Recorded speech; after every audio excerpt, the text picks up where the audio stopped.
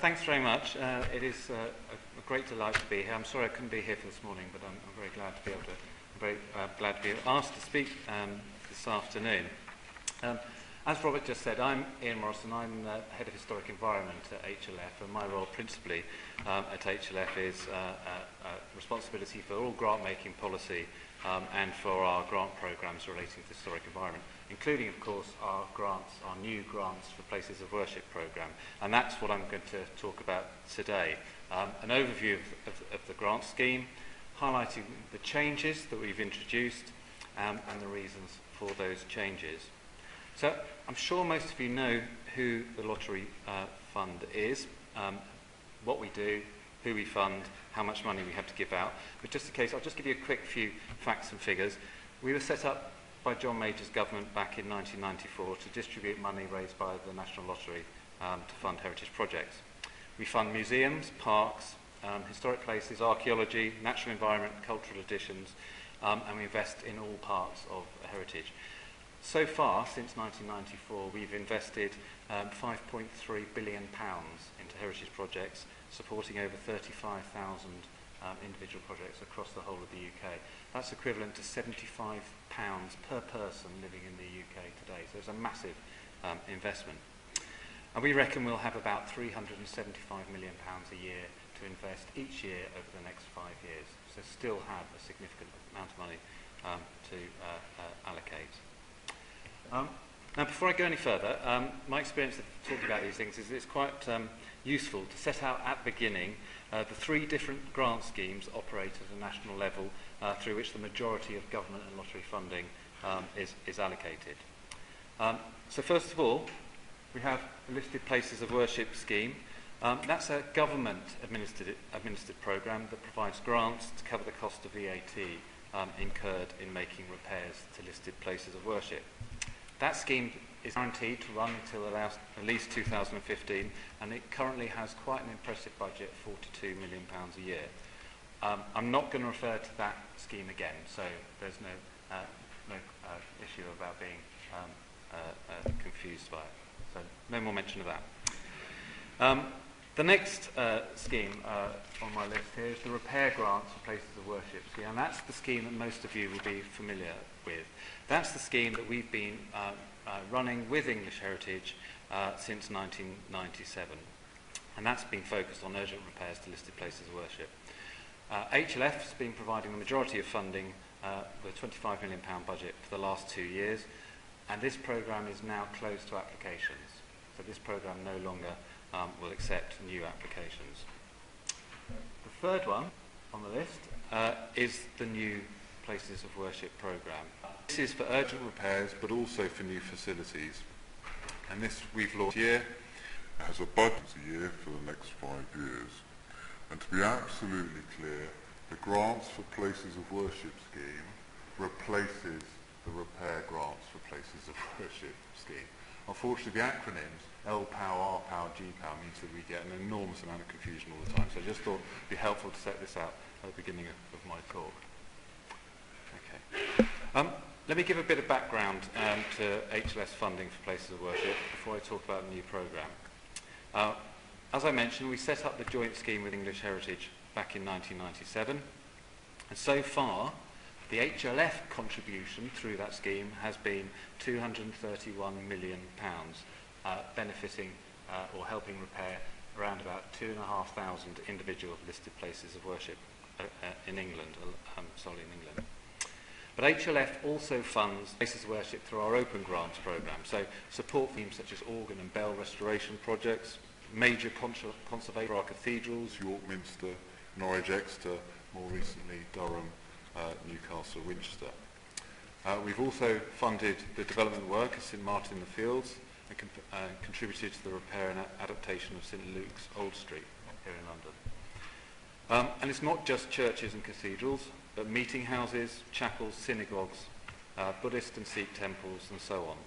And we also provided the majority of the funding for SPAB's excellent Faith and Maintenance scheme and its successor.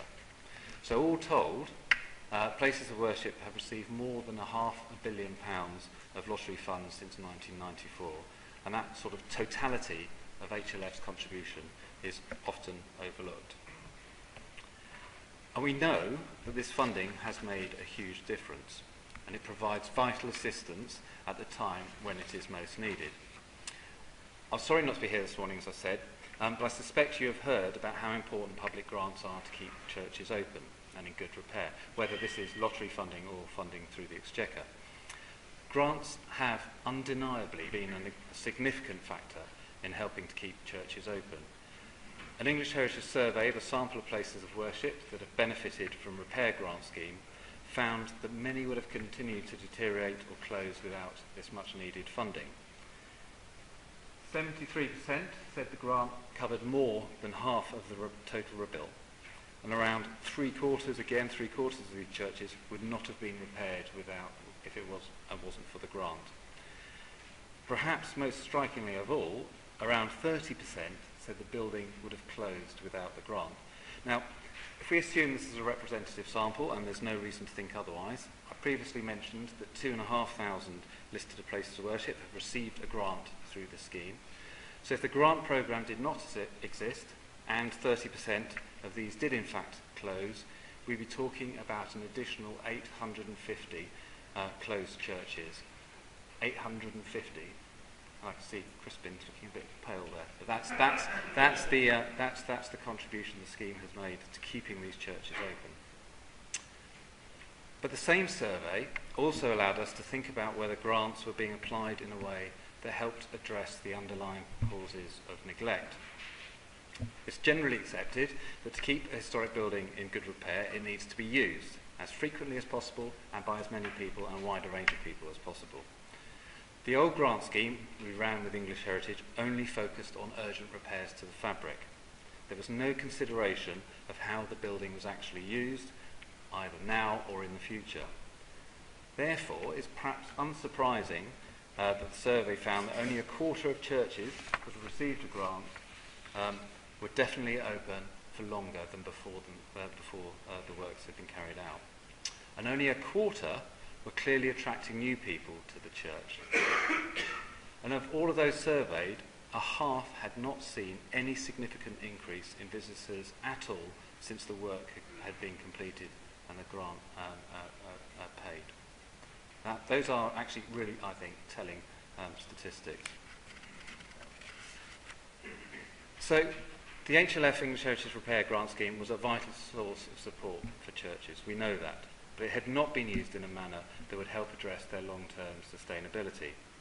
The decision that HLF would take over both the funding and the administration of the scheme provided a really good opportunity for us to undertake a thorough review of the scheme, to examine both its strengths and its weaknesses in order to decide what we should do differently in the future. First off, we needed to understand whether there was still public support for a targeted grants programme. HLF is very, very responsive to public opinion. And if there was public support, whether it needed to change and what the public actually felt needed to happen. So we ran a consultation, quite an extensive consultation in 2011. And we supported that with our own research on the needs of heritage and the research undertaken by others. We were very fortunate that the Bishop of London hosted and chaired a meeting to discuss some emerging proposals, and we discussed the needs of places of worship with religious groups, with heritage bodies, community organisations, and congregations as well. We visited a number of projects. This wasn't just talking to the parent bodies, we also visited a number of projects and spoke to several church wardens, architects, as I mentioned, congregations, but also others in the community to hear their views firsthand. Altogether, around about 3,000 organisations and individual people in our survey, and that's fairly comprehensive, we felt, in its scope and breadth of views.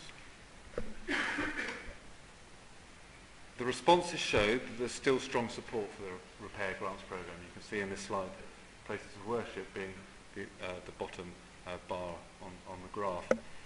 57% of respondents to our consultation agreed it should continue to be a priority of funding, and only 15% fundamentally disagreed.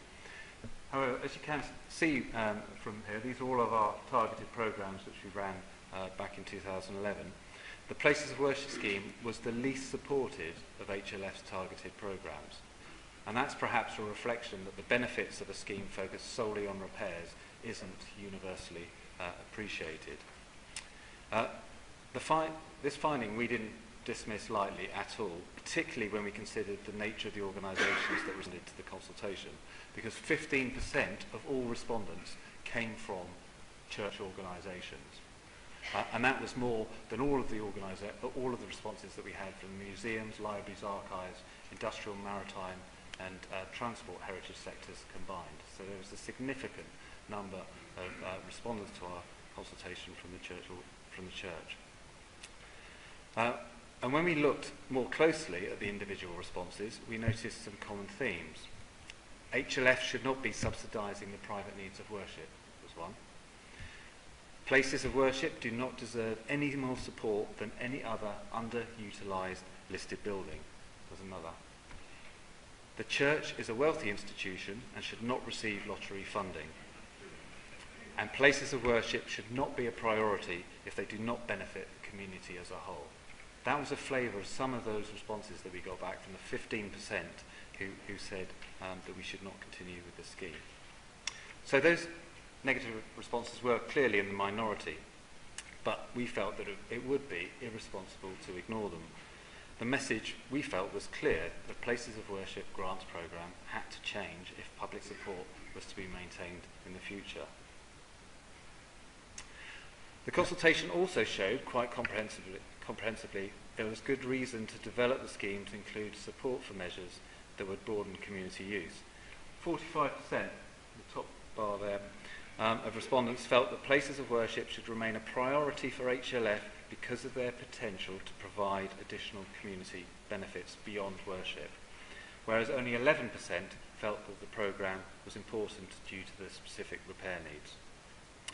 We also took account of the research undertaken by others. I gather earlier this morning you'd have heard about the study, the excellent study undertaken by the National Churches Trust. That found that nearly 80% of churches are used for purposes other than just worship. Youth clubs, community support services, cultural events and other community programmes. You will, of course, know all this. However, the survey also found that church buildings could offer more to their communities with improved space and facilities. Nearly a third of churches lack toilets, and listed buildings in particular are generally less well equipped. So therefore, taking all of that on board, we were able to conclude that there was a clear consensus that the scope of the grant programme should be brought more into line with HLF's general policy towards grant making. There was recognition the repair need was still paramount, but a strong sense that places of worship had got to find ways to survive into the future, and the best way for them to do this is going to be by broadening what they are able to offer to their local communities. So following on from that is the acknowledgement that to be used by the communities, then there needs to be the facilities to enable that use, such as toilets, kitchens, heating and lighting. As you might expect, some concerns were expressed through the consultation process that not all places of worship will be able to respond to a broader access requirement, either for reasons of religious usage or a lack of capacity, and therefore there needs to be a sort of tailoring of our requirements. I'll just give you one response that we had for our consultation, which I think was very key and that we always had in the back of our mind. There is no universal panacea for all places of worship, and one size of requirement does not fit all. So we therefore gave a commitment to make some changes and relaunch the programme in line with the advice we received, and the changes were set out in our strategic framework, which we published in July last year. We said we would continue to focus on urgent repair needs, but we would also support funding for engaging people, providing new increase community use. So the new grants programme, and that's the front cover of the application guidance, was launched in December, and we're making, as Robert mentioned, the first decisions in this month and beyond. We continue to give priority to urgent structural repairs to listed places of worship, and the maximum grant remains at 250,000 to enable us to continue to support as many churches as we can. The focus has to be on smaller scale single phase projects, and we direct proposals for projects that are seeking grant of more than 250,000 to apply under our other grant programs. So places of worship are not just able to apply to this particular scheme. That said, in very exceptional circumstances, we will retain the flexibility to consider larger grant requests if the case can be made that the G-Power programme is the right avenue for support. The obvious issue would be, for example, for a spire rebuild project where the costs are always much higher. So in order to encourage greater community use and engagement, we'll allow for a modest element of new capital work. Around 15% of the overall project costs can be set aside for this additional work. So this could be for the provision of essential facilities and measures to aid routine maintenance and to improve energy efficiency, lighting and heating and so on. To ensure the majority of funding continues to be used for meeting the cost of urgent repair, that is why we have introduced a 15% cap.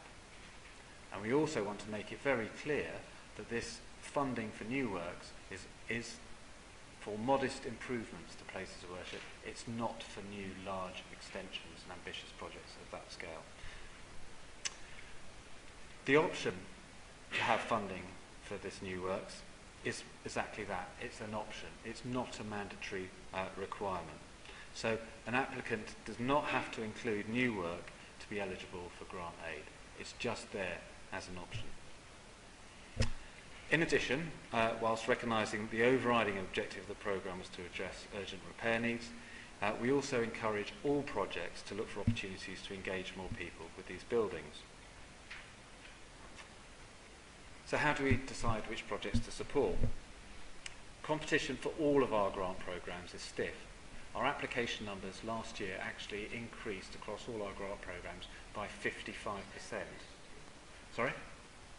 55%. For places of worship, we've only been able to fund less than 50% of those applications that come to us. And those are the applications that meet what are fairly strict criteria. In order to be absolutely transparent, we've adopted an outcomes-based approach, clearly articulating the full range of outcomes that we value and we wish to see achieved with our funding. For heritage, individuals and communities, that's how we express what we want to see achieved. I'm not going to go into all of those in detail, but just to say that we look at the quality of outcomes that will be delivered and we measure those against the amount of money that's being requested and the risk of the project failing. So ultimately, our final decision is a value for money judgment. Applications under our grants programme, our open grants programme, are expected to deliver a wide range of these outcomes. But for the places of worship programme, we expect a minimum of just two. And that is heritage in better condition, and that more people and a wider range of people will engage with heritage. The heritage in better condition outcome is weighted, which in effect means that we give priority to applications according to the urgency of repairs. Meeting the heritage in better condition outcome is straightforward. In fact, meeting all outcomes is fairly straightforward. The proposed works will deal with the repairs that have been identified within the quinquennial inspection or the equivalent as being required within 2 years in order to prevent sort of catastrophic failure.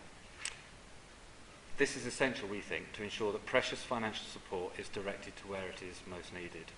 And it also helps us to keep application numbers to a manageable level.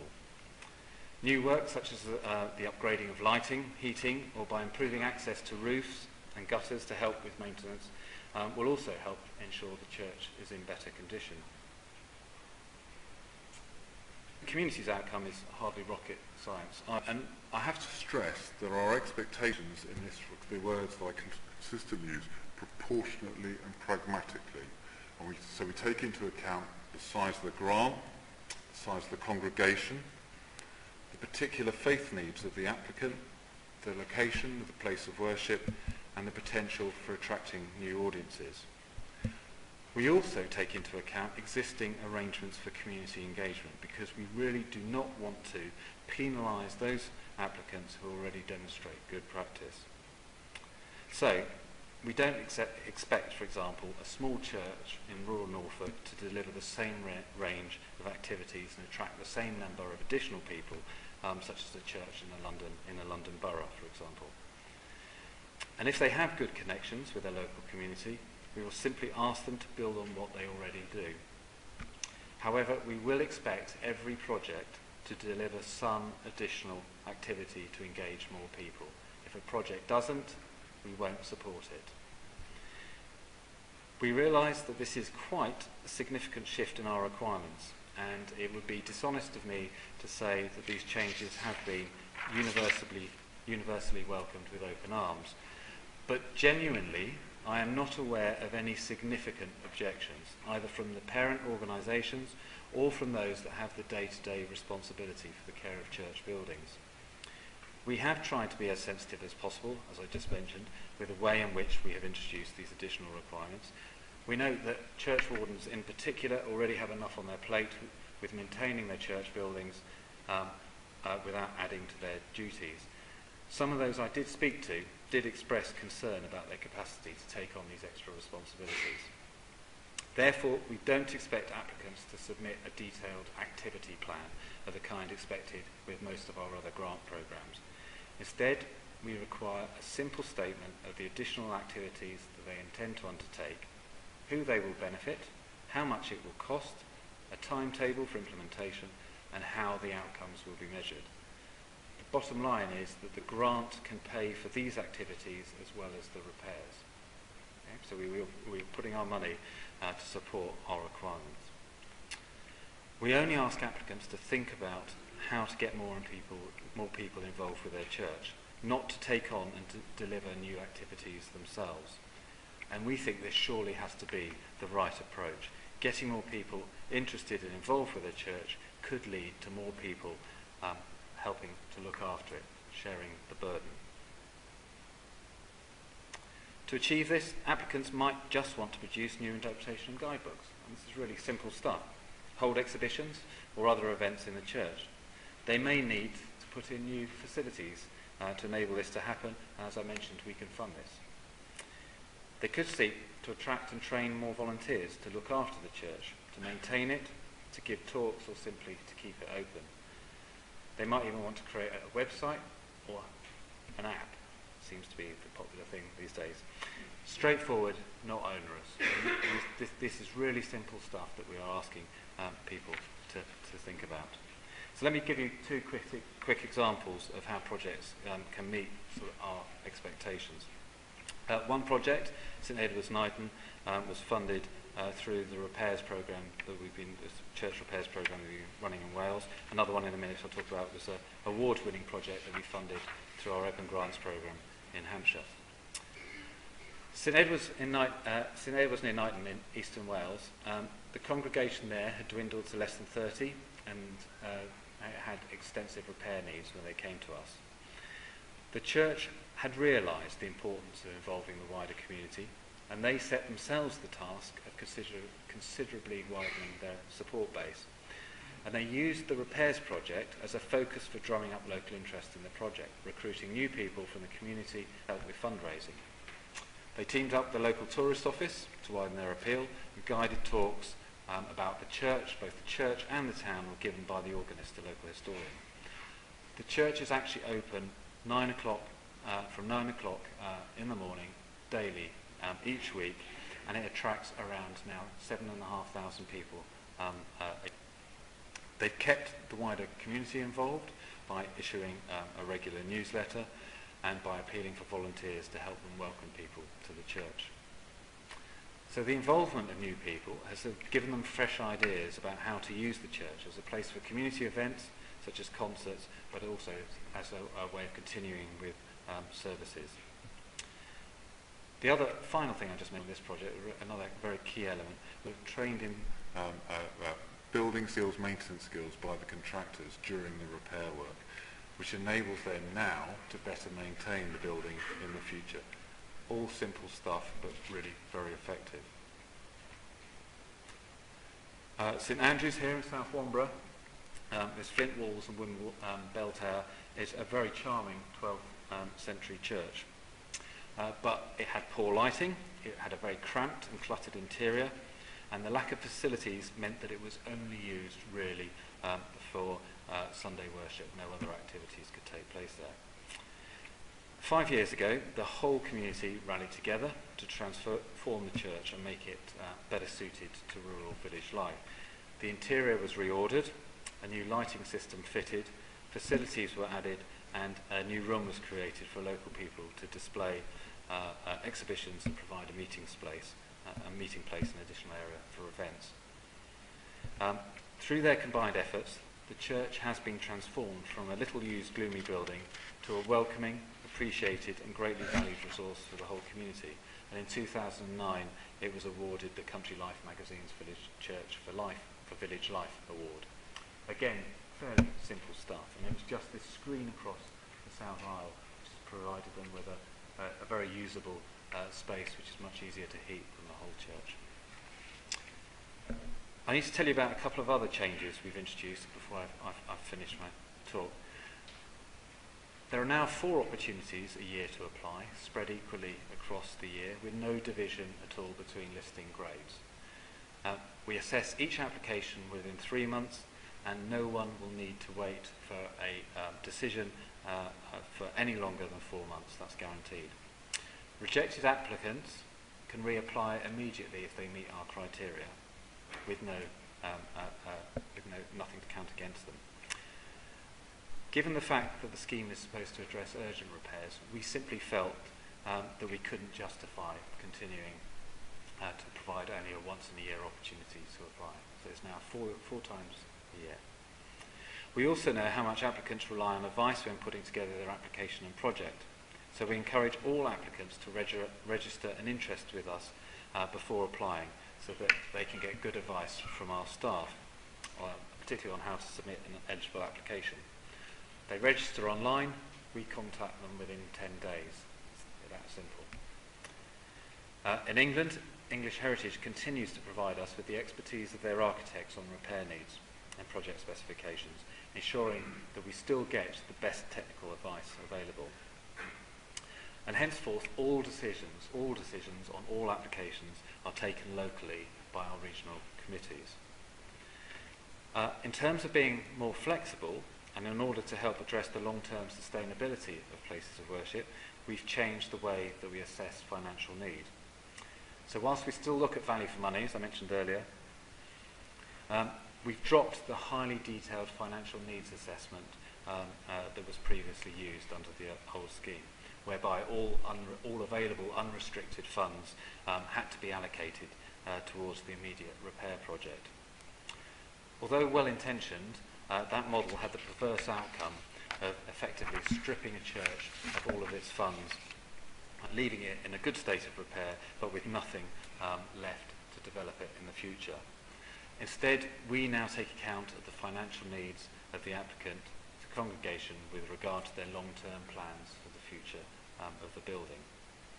So, taken all together, we believe these changes will ensure that a revitalised grants programme will remain focused on the clear high-level repair needs of listed places of worship. But we also hope and believe that it will address the underlying causes of neglect by widening the audience base and by responding to the opportunities for greater community involvement. As mentioned earlier, we expect to award at least £150 million through this new grant scheme over the next 5 years. It's open. We've received a healthy first batch of applications already, and we'll be making first awards in June, and we expect to award around about £7 million in June for the first quarter. And let me finish with just one final commitment. A core feature of all HLF's grant-making processes is the prominence to evaluation. We continue to closely monitor the delivery of our new grants programme. Changes improve the quality of project outcomes, or actually also to provide a better experience for our applicants, we will do it, and we will do it quickly. We are constantly seeking feedback, and we welcome people expressing their views openly and honestly.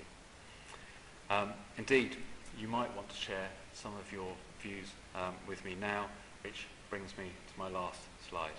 Thank you.